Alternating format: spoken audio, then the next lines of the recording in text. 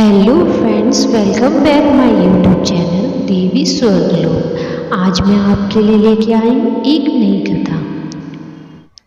उत्तरी भारत में कार्तिक कृष्ण पक्ष की त्रयोदशी तिथि के दिन धनतेरस का पर्व पूरी श्रद्धा और विश्वास के साथ मनाया जाता है। धनवंतरी के अलावा इस दिन देवी लक्ष्मी माँ और धन के देवता कुबेर जी की पूजा करने की मान्यता है। इस दिन को मनाने के पीछे धनवंतरी के जन्म लेने की कथा के अलावा दूसरी कहानी भी प्रचलित है। कहा जाता है कि एक समय भगवान विष्णु जी मृत्यु लोक में विचरण करने के लिए आ रहे थे। तब लक्ष्मी जी ने भी उनसे साथ चलने का आग्रह किया। तब विष्णु जी ने कहा कि यदि मैं जो बात कहूँ तुम अगर वैसा ही मानो तो फिर चलो। तब लक्ष्मी जी उनकी बात मान गई और भगवान विष्णु जी के साथ भूमंडल पर आ गई। कुछ देर बाद एक जगह पर पहुंचकर भगवान विष्णु जी ने लक्ष्मी जी से कहा कि जब तक मैं न आऊं तुम यहाँ ठहरो, मैं दक्षिण दिशा की ओर जा रहा हूँ, तुम उधर मत आना। विष्णु जी के जाने पर लक्ष्मी जी के मन में उलझन जगा कि आखिर दक्षिण दिशा में ऐसा क्या रहस्य है जो मुझे मना किया है, और भगवान स्वयं चले गए। लक्ष्मी जी से रहा न गया और जैसे ही भगवान जी आगे बढ़े लक्ष्मी जी भी पीछे पीछे चल पड़ी। कुछ ही दूर आगे जाने पर उन्हें सरसों का खेत दिखाई दिया जिसमें खूब फूल लगे थे। सरसों की शोभा देखकर मंत्रमुग्ध हो गई और फूल तोड़कर अपना श्रृंगार करने के बाद आगे बढ़ी। आगे जाने पर एक गन्ने के खेत में लक्ष्मी जी गन्ने तोड़कर रस चूसने लगी।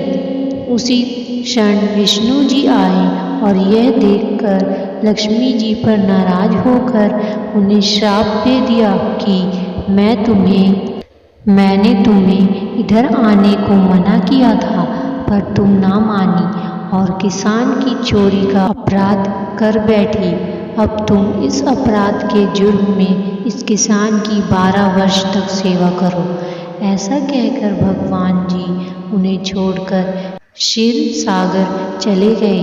तब लक्ष्मी जी उस गरीब किसान के घर रहने लगी।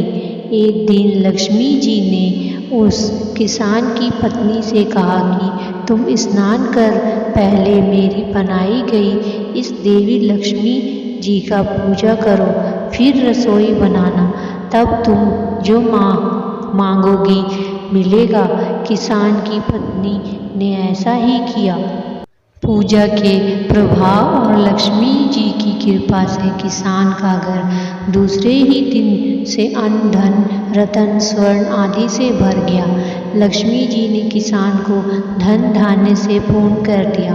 किसान के 12 वर्ष बड़े आनंद से कट गए। फिर 12 वर्ष के बाद लक्ष्मी जी जाने के लिए तैयार हुई। विष्णु जी लक्ष्मी जी को लेने आए तो किसान ने उन्हें भेजने से इनकार कर दिया।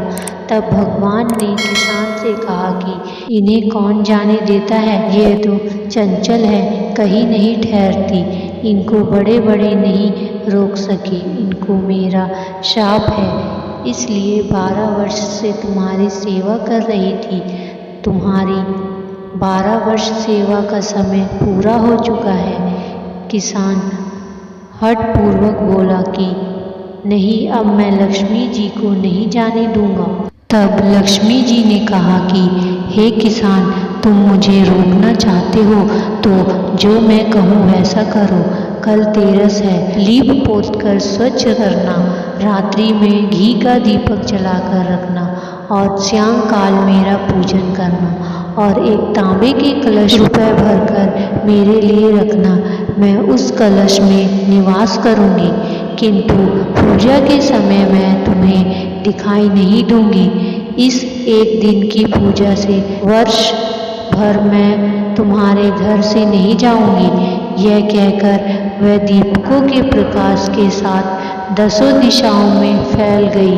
अगले दिन किसान ने लक्ष्मी जी के कथा अनुसार पूजन किया। उसका घर धन धान्य से पूर्ण हो गया। इसी वजह से हर वर्ष तेरस के दिन लक्ष्मी जी की पूजा होने लगी।